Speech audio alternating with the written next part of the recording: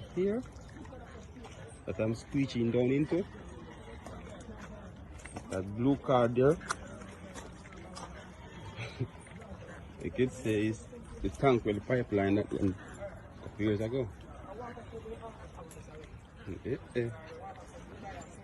Nothing new vehicle can't come on here, so.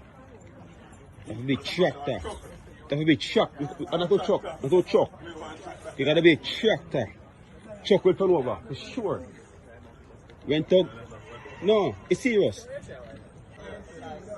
Right here is the taxi stand. As you know.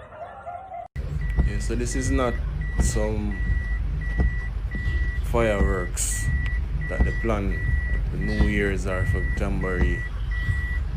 Lightning strike in St. Catherine has left a number of people without power. 2020 continues to surprise. Stay safe and stay inside. Lightning strike. So, this is a road, is it? And that's how supposed to be the sidewalk. Or it's like a river. I'm going to see. So see it here? Nothing can pass, 7 miles. Yes, so Shooters Hill is where this water coming from. Those who are familiar with 7 Mile Bull Bay know that Shooters Hill is the community to the left as they enter in 7 Mile community.